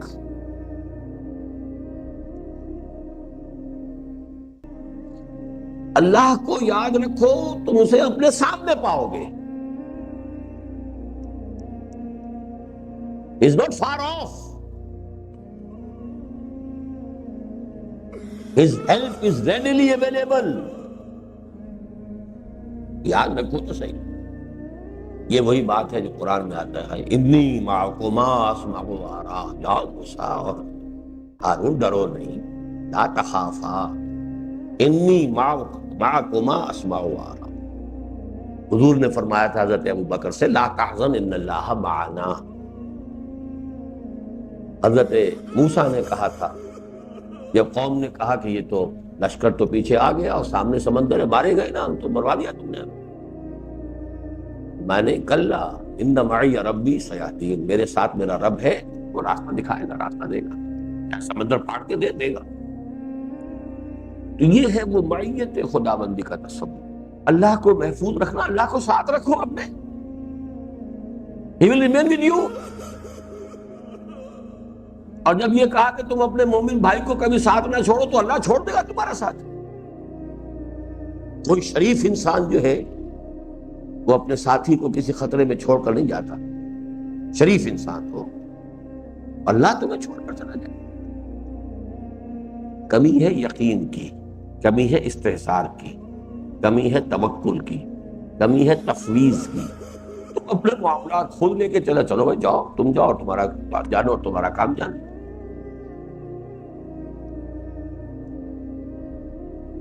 تم ہمارے حوالے کر کے دیکھو، پھر ہم جانے اور تمہارا کام جانے۔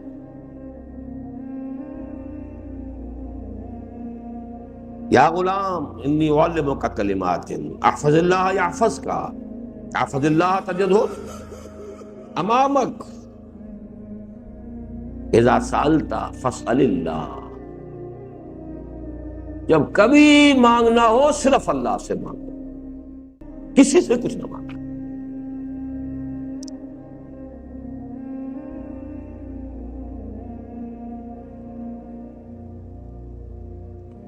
فَإِذَا اسْتَعَنْتَ فَاسْتَعِنْ بِاللَّهِ، جب مدد کی ضرورت ہو اللہ سے مدد، جب وہ ہر دم تمہارے ساتھ ہے کسی اور سے مدد مانگنے کی ضرورت کیا ہے؟ توہین کر رہے ہیں اس کی، ہم پر بھروسہ نہیں۔ وَعْلَمْ، اور جان لو، ان الامة لو اجتمعت على ان ينفعوك بشيء لم ينفعوك الا بشيء قد كتبه الله لك۔ جان لو کہ اگر پوری قوم جمع ہو جائے، ایڑی چوٹی کا زور لگا دے کہ تمہیں کسی چیز کا فائدہ پہنچا دے، نفع پہنچا دے، ہرگز نہیں پہنچا سکیں گے مگر اتنا جتنا کہ اللہ نے تمہارے لیے لکھ دیا۔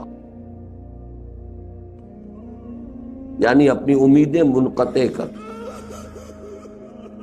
میرا کام یہ کر دے گا، وہ کام کر دے گا، اس سے میری مشکل حل ہو جائے گی، اس سے میری جو ہے مصیبت رفع ہو سکتی ہے، یہ ذرا سی سفارش کر دے تو بس بیڑا پار ہو جائے گا، یہ ایک رکا لکھ دے تو بس ہو جائے گا۔ وہ ایک کا رکا کیا، ساری قوم جمع ہو کر تمہیں کوئی فائدہ پہنچانا چاہے تو نہیں پہنچا سکتے سوائے اس کے جو اللہ نے تمہارے لیے لکھ دیا۔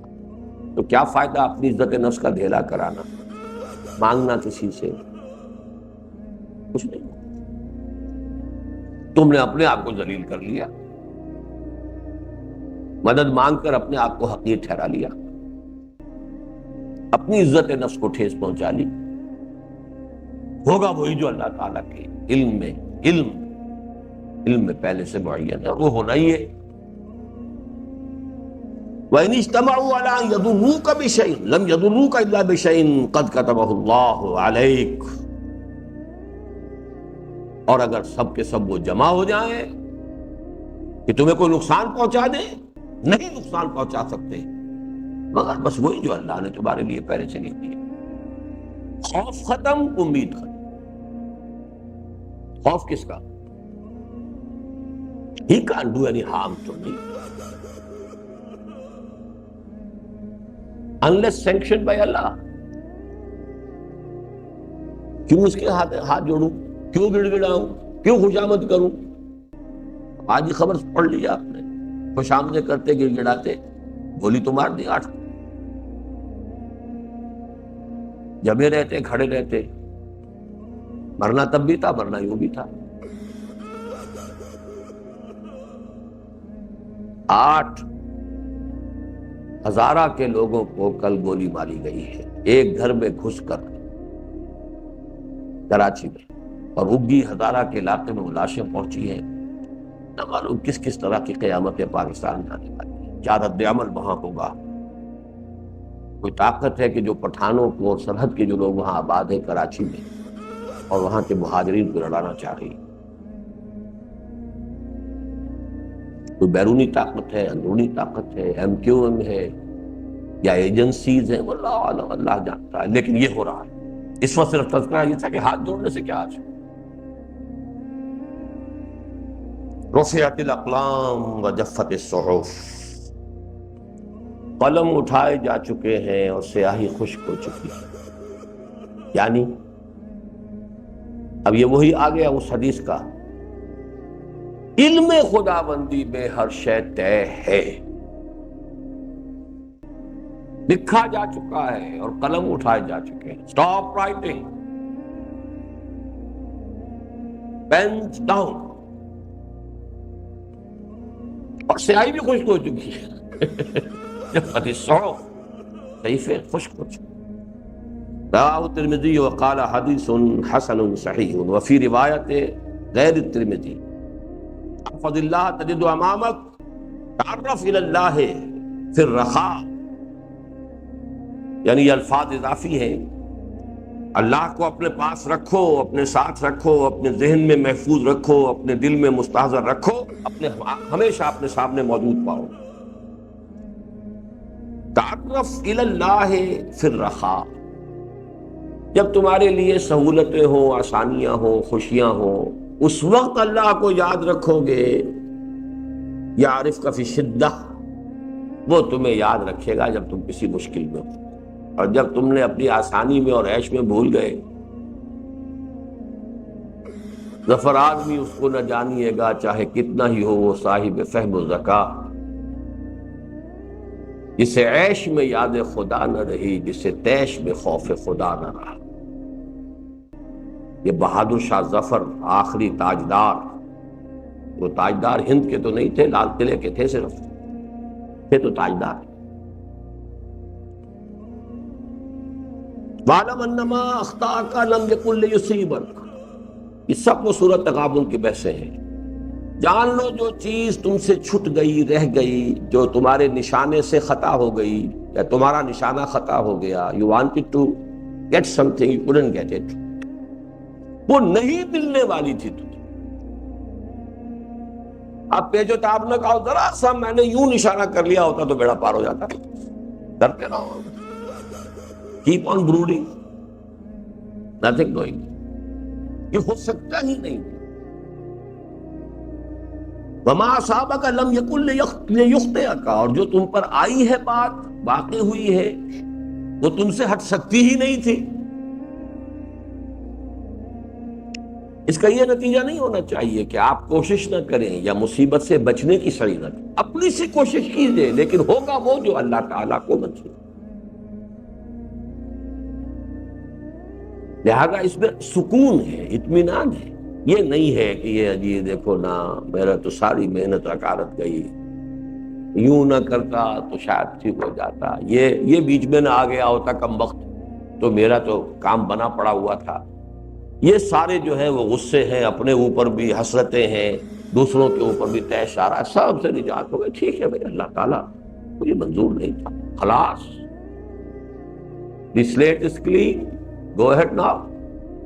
ورنہ کتنا آپ کا وقت، کتنی صلاحیتیں جو ہے، پھر ٹرینکولائزرز کھائیے، پھر کوئی سیڈیٹیوز کھائیے، پھر وہ اینٹی ڈپریسنٹس کھائیے، کچھ اور کھائیے، اینٹی ڈپریسنٹس نے کوئی اور خرابی پیدا کر دی تو پھر اب اس کا کوئی دوا کیجیے، ان چکروں میں پڑنے سے نجات ہو گئی۔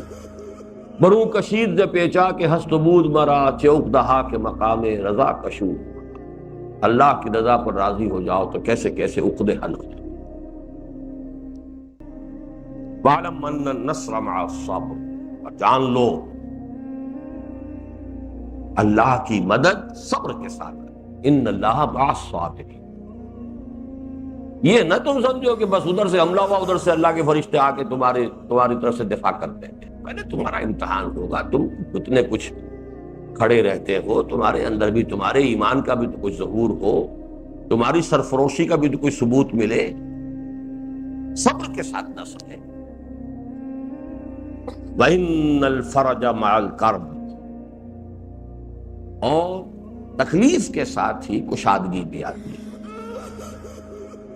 وَأَنَّ مَعَ الْعُسْرِ يُسْرًا، یہ اب قرآن مجید کی آیت کے ساتھ جوڑ دیا حضور نے، تنگی کے ساتھ آسانی ہے۔ اِنَّ مَعَ الْعُسْرِ يُسْرًا، یقیناً تنگی کے ساتھ آسانی ہے۔ تنگیوں کے لیے تیار رہو تو اللہ تعالیٰ کی طرف سے آسانی بھی آ جائے گی۔ نیکسٹ،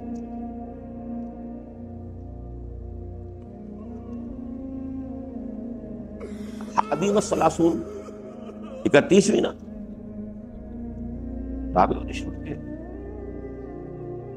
ٹھیک ہے۔ عن ابی ذر الغفاری رضی اللہ عنہ عن النبی صلی اللہ علیہ وسلم فیما یرویہ عن ربہ عز وجل انہ قال، حضرت ابو ذر رضی اللہ تعالی عنہ جو غفاری ہے، یہ غفاری نہیں ہے، غفاری، غفار قبیلہ، عن النبی صلی اللہ علیہ وسلم فیما یرویہ عن ربہ، یہ بھی حدیث قدسی، یہ اصل حدیث قدسی ہے جس میں کہ الفاظ ہی اللہ کے حضور نے نقل کیے ہیں ودن بریکٹ، ودن کاماس۔ یا عبادی، اے میرے بندو، انی حرمت الظلم علی نفسی وجعلتہ بینکم محرما فلا تظالموا، اسی حدیث کے ساتھ جوڑ دینا چاہیے تھا ہمیں اسے، لا تحاسدوا ولا تباغضوا ولا تظالموا، وہی باب ہے۔ اے میرے بندو، میں نے اپنے اوپر ظلم کو حرام کر دیا اور تم پر بھی اس کو حرام کر دیا ہے، بس آپس میں ایک دوسرے پر ظلم۔ حق تلفی، ظلم جو ہے اصل میں اس کا مفہوم ہے حق تلفی، کسی کا حق میں دست درازی اور ہے، وہ تعدی ہے۔ ظلم ہے کسی کا حق روک لینا، اگرچہ نتیجے کے اعتبار سے بات ایک ہی ہے، لیکن ظلم ہے حق تلفی، تعدی ہے کسی کے جمال کو، کسی کی کے حق کو ہڑپ۔ نتیجہ ایک ہے لیکن دو شکلیں اس کی، نیگیٹو اور پازیٹو۔ یا عبادی کلکم ضال الا من ہدیتہ فاستہدونی اہدکم، اے میرے بندو تم سب کے سب گمراہ ہو سوائے اس کے کہ جسے میں ہدایت دے دوں، پس ہدایت طلب کرو مجھے سے۔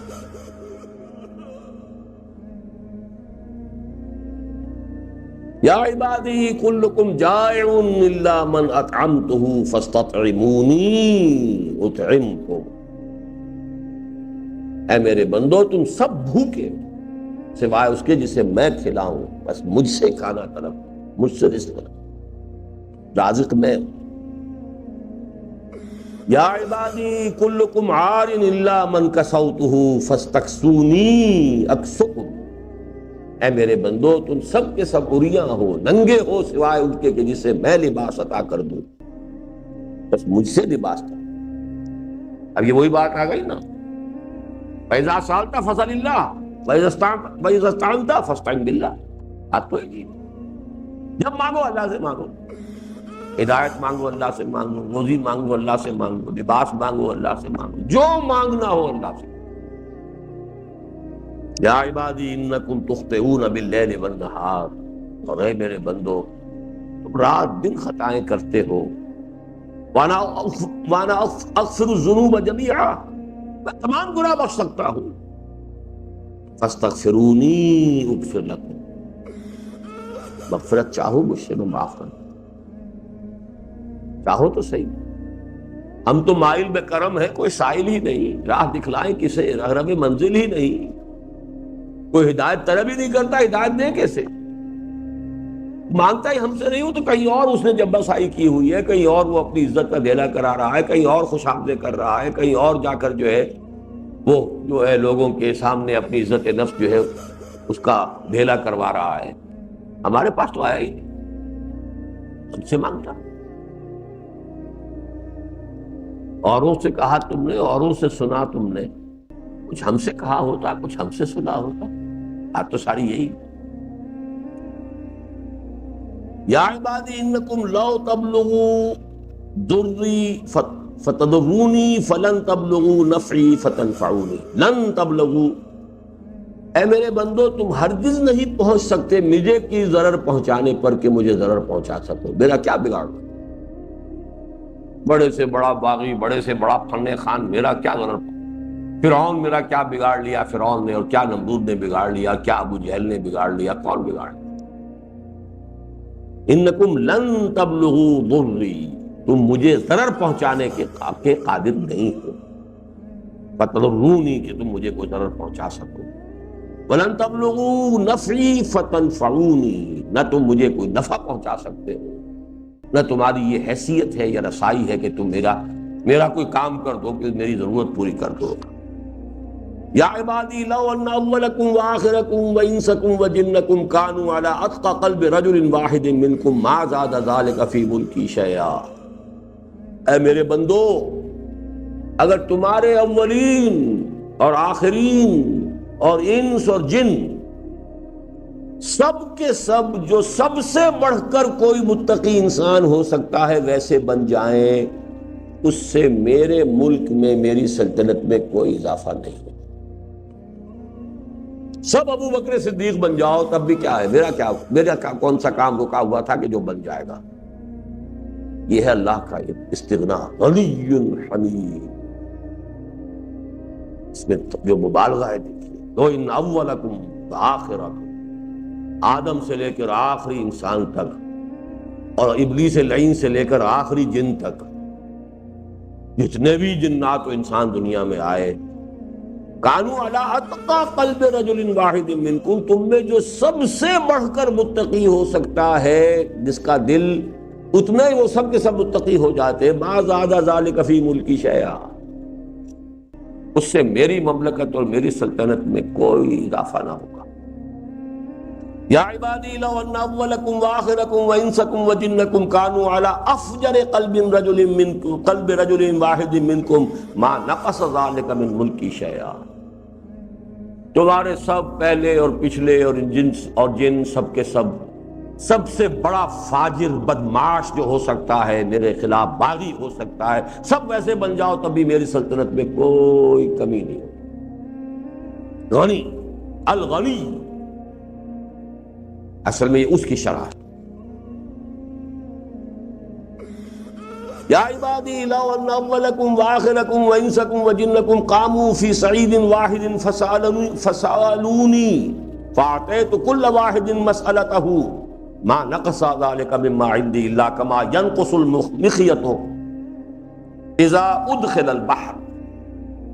اے میرے بندو، اگر تمہارے اول اور اگلے اور پچھلے اور تمام انسان اور تمام جن اگر ایک میدان میں کھڑے ہو جائیں اور جو کچھ مانگنا چاہیں مانگ لیں اور میں ان کا سب کچھ دے دوں، تب بھی میرے خزانے میں اس سے زیادہ کمی نہیں ہوگی جتنی کہ سوئی کو اگر سمندر میں داخل کر کے نکال لیا جائے تو اس سے سمندر میں کمی واقع ہوگی۔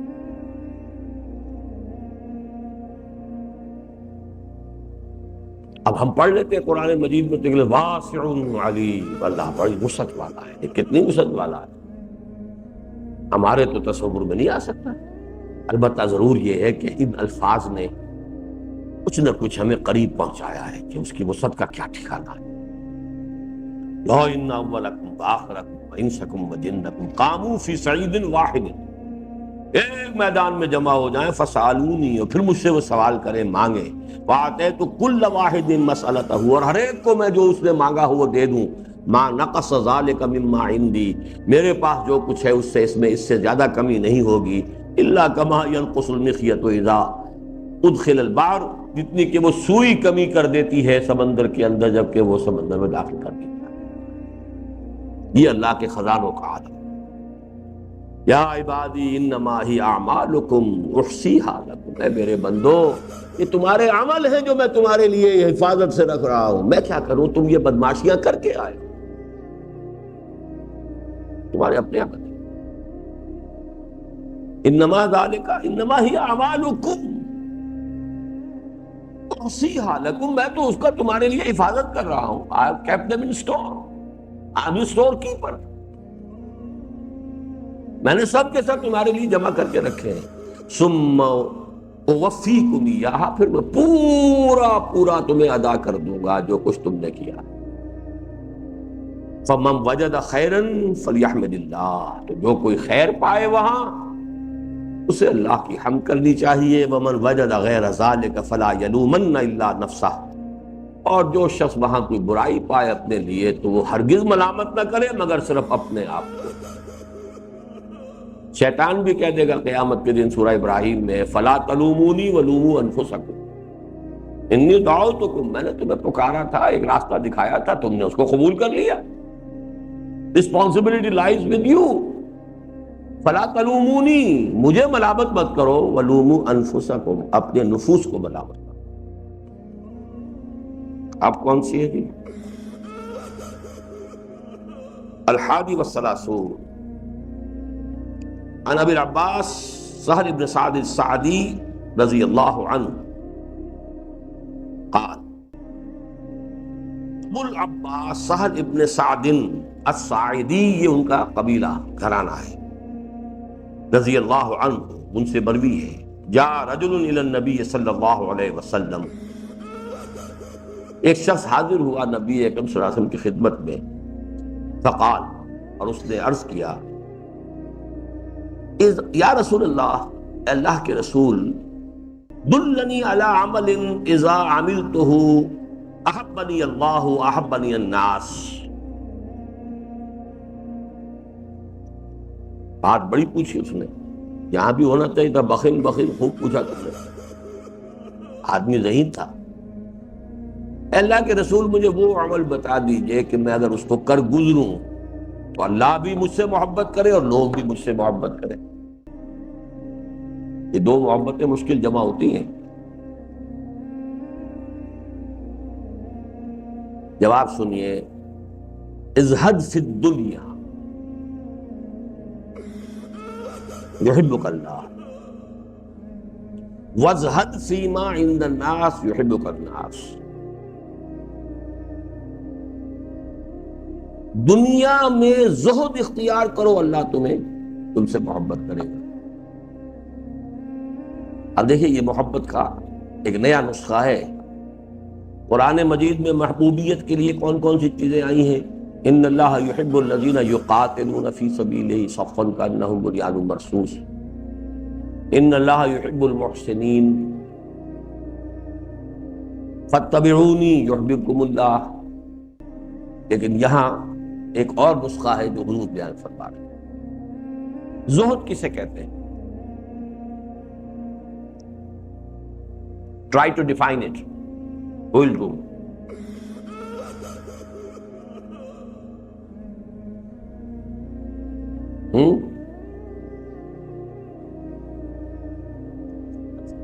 جی، دنیا سے ڈس انٹرسٹ کرنے والا تو مومن ہو ہی نہیں سکتا۔ آؤٹر اپیئرنسز سے، اس کی ڈیلائٹس سے، اس کے لگژریز سے،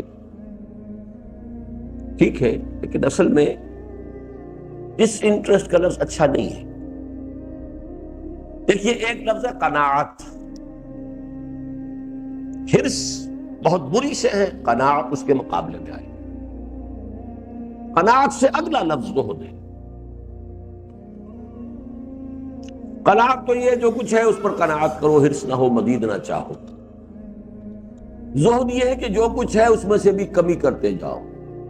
Try to bring your standard of living lower and lower and lower and lower. یہ زہد ہے۔ لذات دنیاوی سے بالکل کنارہ کشی نہیں، بہت حد تک کنارہ کشی۔ یہ زہد۔ ازہد فی الدنیا، دنیا کے اندر زہد اختیار کرو گے تم اللہ کے محبوب ہو جاؤ گے۔ اب ظاہر بات ہے کوئی شخص کیوں کنارہ کشی کرتا ہے؟ کسی وجہ سے کرتا ہے نا۔ اگر وہ آخرت کو محبوب رکھ کر رہا ہے، اپنی توانائیاں صرف کر رہا ہے آخرت کے لیے، تو خود بخود زہد آ گیا، اسے اپنا سٹینڈرڈ لیونگ تو کم کرنا ہی پڑے گا۔ فرض کیجئے دین قائم ہے، اب وہ اپنے سٹینڈرڈ آف لیونگ کو کم کر رہا ہے تاکہ زیادہ سے زیادہ غرباء اور مساکین کی مدد کر سکے، زہد ہو گیا۔ قائم نہیں ہے تو اس کی جد و جہد میں لگا ہوا ہے ہمہ وقت، جس کے لیے آیا ہے سورہ بقرہ کے اندر احسروا فی سبیل اللہ، جو اللہ کی راہ کی جد و جہد میں گر گئے ہیں۔ لا یستطیعون ضربا فی الارض، اب وہ زمین کے اندر بھاگ دوڑ نہیں کر سکتے اپنی معاش کے، وہ انفاق فی سبیل اللہ کے سب سے بڑھ کر مستحق ہیں۔ یہ ظاہر بات ہے کہ وہ اس میں علل تلل تو چھوڑنے پڑیں گے، پراٹھے تو چھوڑنے پڑیں گے، سوکھی روٹی میں گزارا کرنا پڑے گا، تو کسی مقصد کے لیے ہوتا ہے۔ عزت فی الدنیا یحبک اللہ وازہد فیما عند الناس، یہ بڑی پیاری بات ہے۔ اور غنی بن جاؤ ان چیزوں سے جو لوگوں کے پاس ہے۔ آپ کسی کے گھر گئے، آپ نے چیزیں دیکھیں، لیکن معلوم ہو جائے گھر والا تاڑ لیتا ہے، یہ لالچ سے دیکھ رہا ہے، حسد سے دیکھ رہا ہے، کس طرح دیکھ رہا ہے؟ اگر اس نے آپ کی نگاہ میں دیکھا کہ اس کی نگاہ میں نہ حرص ہے، نہ حسد ہے، نہ حسرت ہے، اس کے دل میں آپ کی محبت پیدا ہو جائے، عظمت پیدا ہو، اور یہ آپ کے اپنے وجود سے پھوٹے گی یہ چیز، جس کو میں نے ایک جگہ لفظ استعمال کیا ہے، دنیا پر نگاہ غلط انداز ڈالتا ہوا انسان نکل جائے۔ بازار سے گزرا ہوں، خریدار نہیں۔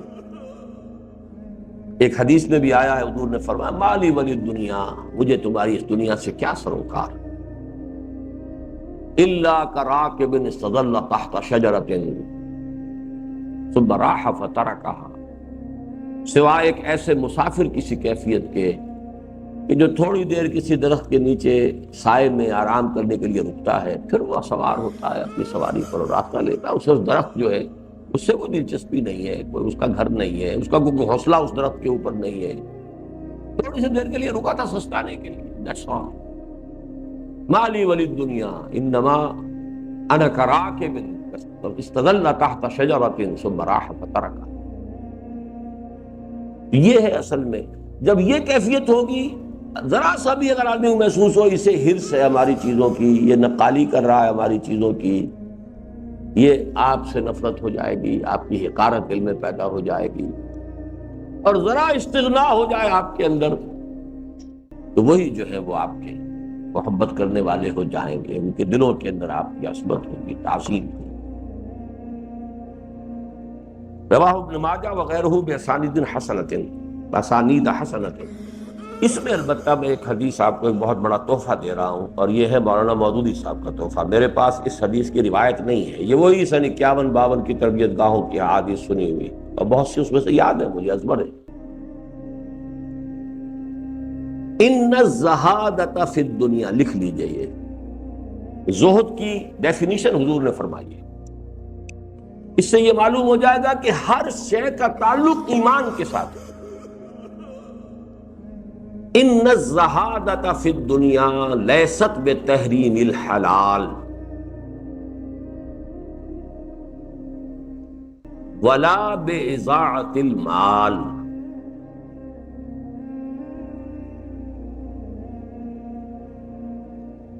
دنیا میں زہد اس کا نام نہیں ہے کہ حلال چیزوں کو اپنے اوپر حرام کر لیا جائے یا مال کو ضائع کر دیا جائے.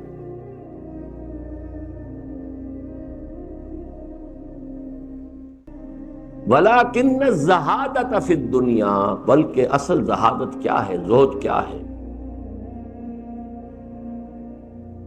ان یکون بما فی ید اللہ، ان یکون ما فی ید اللہ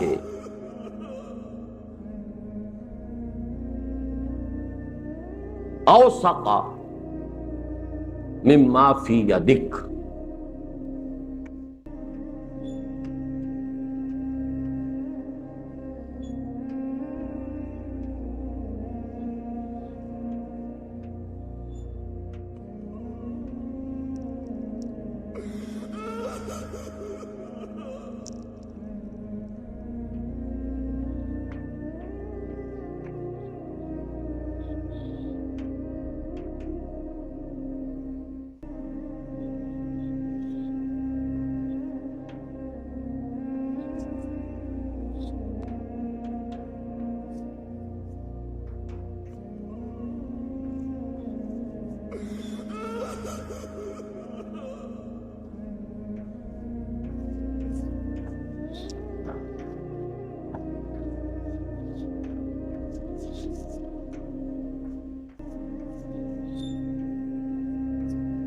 ان الزہادۃ فی الدنیا لیست بتحریم الحلال ولا باضاعۃ المال ولکن، اب یہ اندہ کی بجائے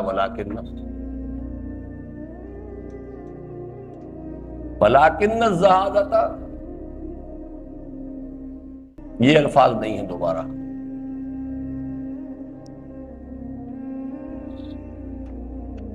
بِأَن يَكُونَ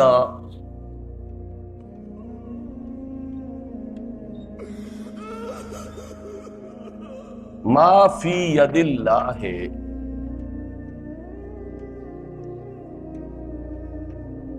أَوْثَقَ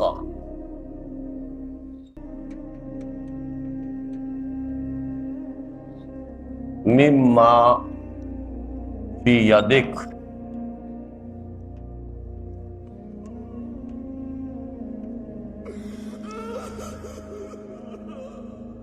دنیا میں زہد اس کا نام نہیں ہے کہ حلال کو اپنے اوپر حرام کر لیا جائے. اب یہ سورہ اعراف کی آیت ہے، قل من حرم زینۃ اللہ التی اخرج لعبادہ. وہ جو رہبانیت والا زہد ہے وہ اسلام میں پسند نہیں. کہ لذتوں کو اپنے اوپر حرام ٹھہرا لیا جائے۔ آپ اگر اقامت دین کی جد و جہد میں لگے ہوئے ہیں ہمتن، پھر بھی اللہ کا کوئی ایسا فضل آپ پر ہو گیا ہے کہ آپ کو کوئی اچھی چیز کھانے کو مل، کھائیے ضرور، اللہ کا شکر ادا کیجیے۔ وہ تارک الدنیا نہیں، ڈس انٹرسٹ، اسی لیے میں نے کہا تھا اچھا لفظ نہیں ہے۔ اسلام میں سیلف انیہیلیشن نہیں ہے، سیلف کنٹرول ہے۔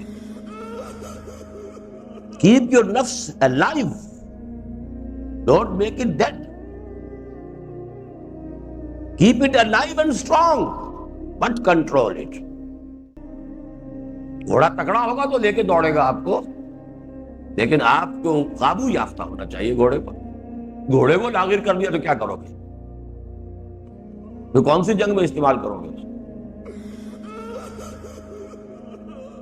اسلام کا کانسیپٹ بالکل جدا ہے۔ زہد اسی لیے میں نے چاہا کہ اس حدیث کے حوالے سے کہیں آپ کسی دوسری طرف نہ نکل جائیں، یہ رہبانیت والا زہد نہیں ہے۔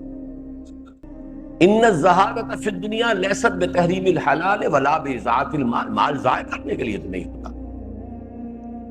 ولکن الزہادۃ، اصل زہد کیا ہے؟ ان یکون بما فی ید اللہ اوثق، کہ وہ شے جو اللہ کے ہاتھ میں ہے اس پر تمہیں زیادہ اعتماد ہو بنسبت اس کے جو تمہارے ہاتھ میں۔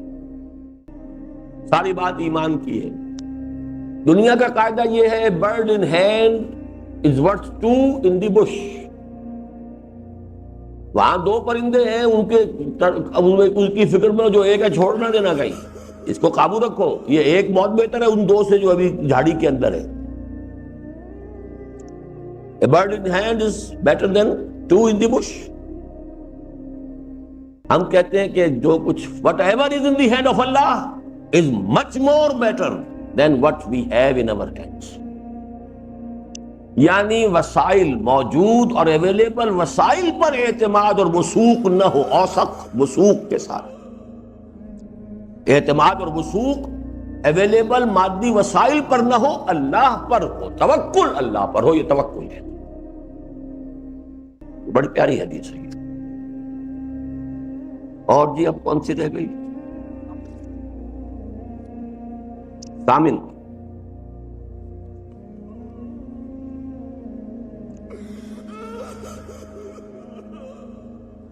عن ابی ہریرہ رضی اللہ عنہ قال قال رسول اللہ صلی اللہ علیہ وسلم ان اللہ تعالی قال۔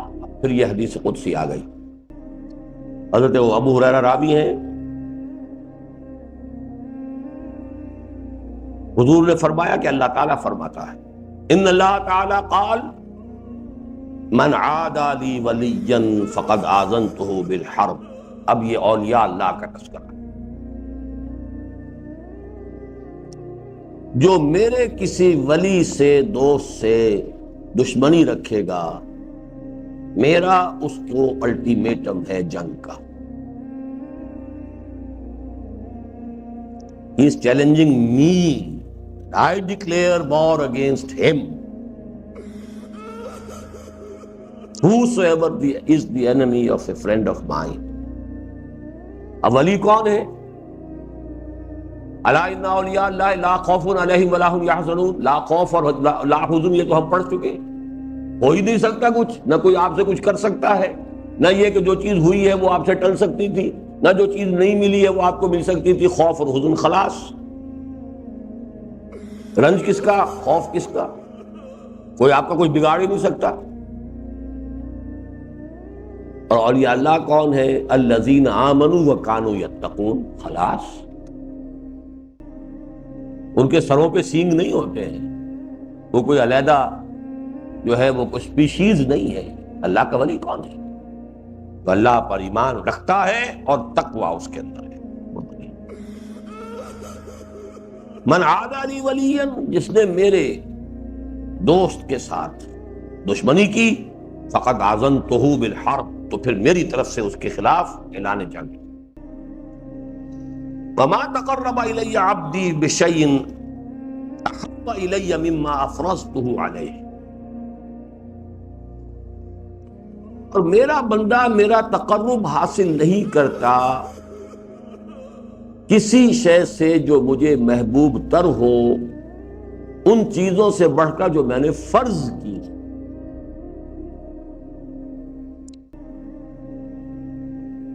سمجھ رہے ہیں آپ اس کو؟ ہماری ساری جد و جہد کا مقصد کیا؟ اللہ کا قرب حاصل کرنا، اللہ راضی ہو جائے، اللہ کا تقرب باب تفاعل، قربانی بھی تقرب کے لیے ہے. قربانی مادہ وہی ہے.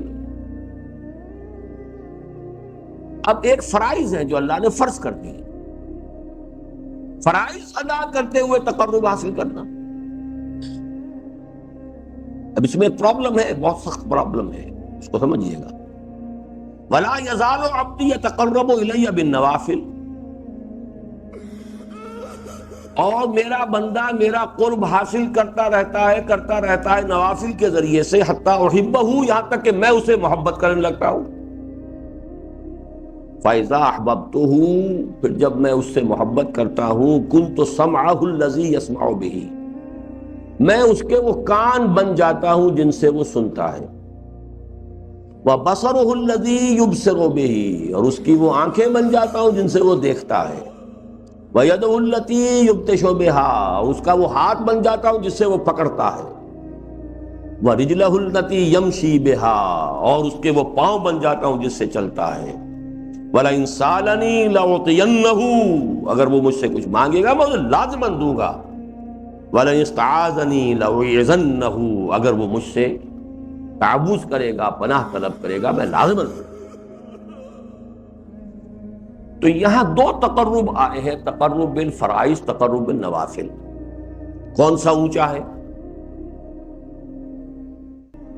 اونچا ہے نا. محبوب کون سا ہے؟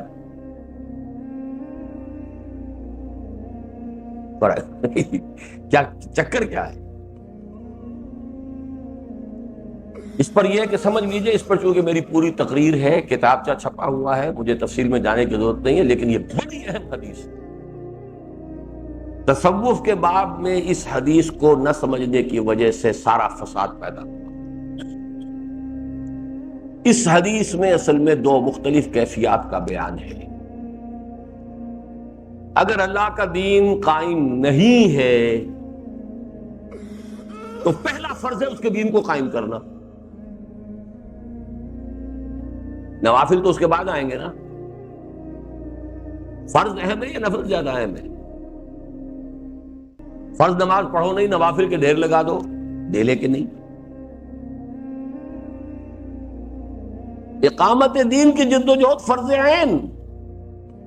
اس لیے اس وقت آپ کیا کریں گے؟ نماز فرض پڑھ لیجئے، روزہ فرض رکھ دیجئے، لیکن اپنی ساری جد و جہد، اپنی ساری توانائی، اپنی ساری قوت اقامت دین کی جد و جہد میں لگائیے کہ وہ فرض ہے. نوافل کا وقت کہاں ہے؟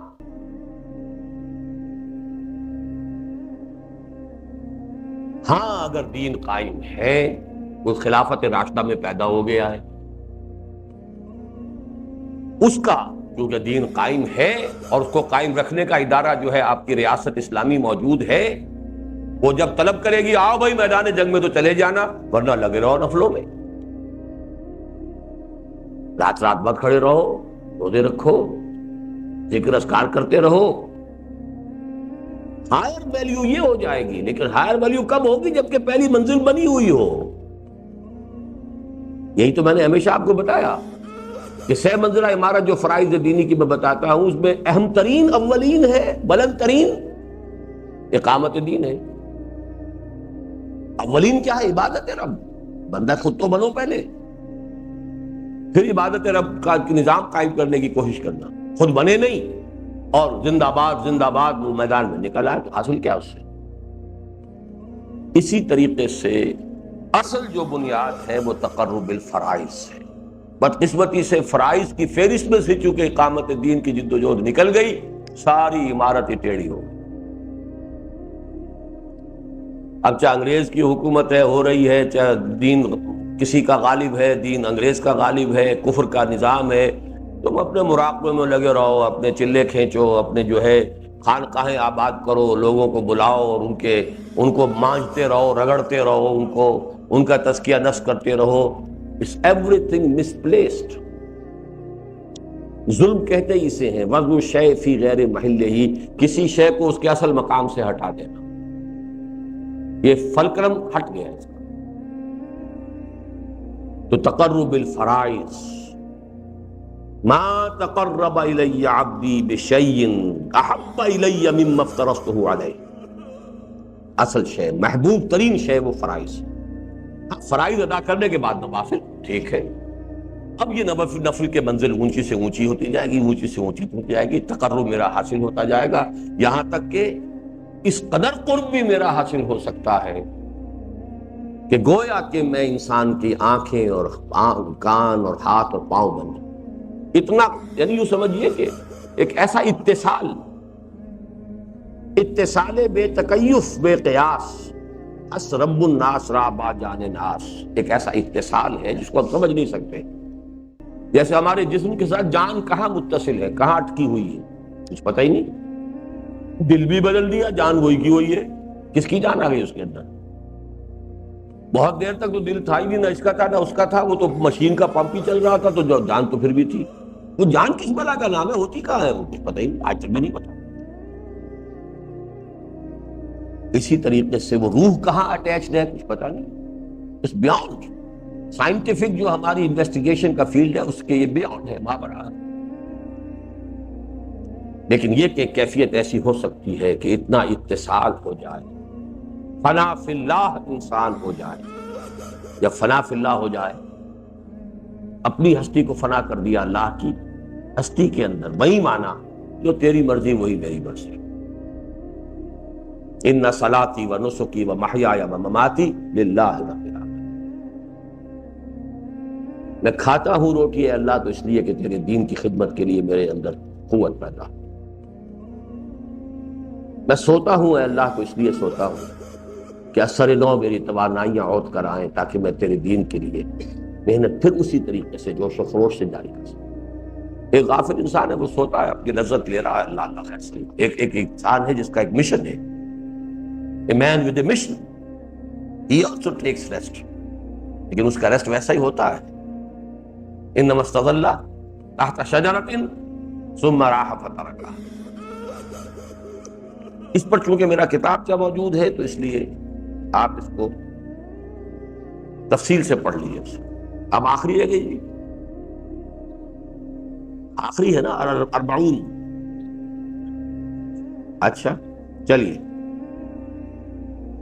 عن ابن عمر رضی اللہ عنہما قال اخذ رسول اللہ صلی اللہ علیہ وسلم بمنکبی فقال بمنکبی۔ حضرت عبداللہ ابن عمر رضی اللہ تعالی عنہ، دیکھیے جیسے حضرت عبداللہ ابن عباس حضور کو پیارے تھے، وہ عباس کے بیٹے، چچا کے بیٹے تھے، بھتیجے تھے، عمر میں چھوٹے تھے، اسی طریقے سے عمر کے بیٹے عبداللہ یہ بھی بہت پیارے تھے آپ۔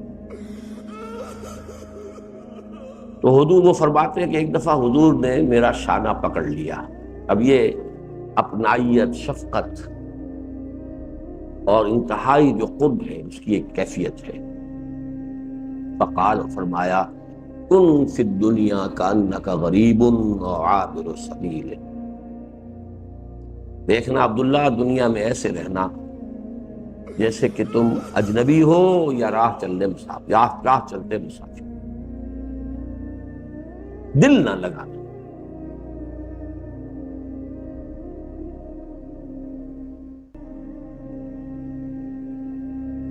آپ نے ضرورت کے لیے مکان بھی بنائے، ضرورت کے لیے بنائے،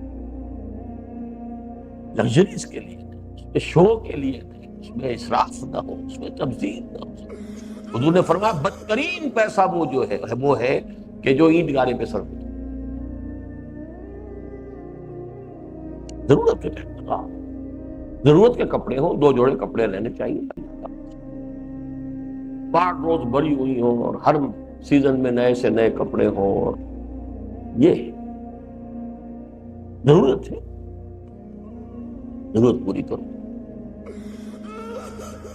لیکن رہو ایسے جیسے کہ منزل جمی ہوئی ہو، نگاہ تمہاری منزل پر جمی ہوئی ہو، آخرت۔ ایک اور حدیث ہے بہت پیاری، وہ اس میں نوٹ کر لیجئے، الدنیا مزرعۃ الآخرہ، دنیا آخرت کی کھیتی ہے، جہاں بو گے وہاں کاٹو گے، بونے کی حد تک یہاں دلچسپی، کاٹنے کا معاملہ وہاں پہ رکھو۔ یہی بو کر یہی کاٹنا ہے، یہ تو دنیا دار کر ہی رہا ہے، ہر ایک کر رہا ہے۔ فصل وہ بو جو وہاں کٹے، وہاں کی گندم ملے۔ الدنیا مزرعۃ الآخرہ، تارک الدنیا، دنیا ہی کو چھوڑ جاتا ہے، وہ اس نے کھیتی نہیں بنایا اس کو۔ تارک الدنیا اسلام میں نہیں ہے، لا رہبانیت فی الاسلام، لیکن دنیا کو کھیتی سمجھو آخرت، یہ ریلیشن شپ ہے، کریکٹ ریلیشن۔ الدنیا مزرعۃ الآخرہ، کن فی الدنیا کانک غریب عابر سبیل، بہترین تعبیر اس کی اس اردو مصرے میں ہے، بازار سے گزرا ہوں خریدار نہیں۔ گزرنا تو ہے، ہم مستعفی بھی نہیں ہو سکتے، خودکشی حرام ہے، جب تک اللہ نے رکھا ہے یہاں رہنا ہے، دنیا سے گزرنا ہے، نگاہ غلط انداز ڈالتے ہوئے گزر جاؤ، یہ نہ معلوم ہو کہ ادھر بھی لالچ ہے، ادھر بھی بڑی ذرا لسٹ فل نگاہیں پڑ رہی ہیں، ادھر بھی بڑا روب پڑ گیا ہے کہ۔ السلام علیکم ورحمۃ اللہ وبرکاتہ۔ اسی طرح کی انفارمیٹیو ویڈیوز دیکھنے کے لیے ہمارے اس اسلامک چینل ڈیپتھ آف اسلام کو سبسکرائب کریں۔ آپ کا شکریہ۔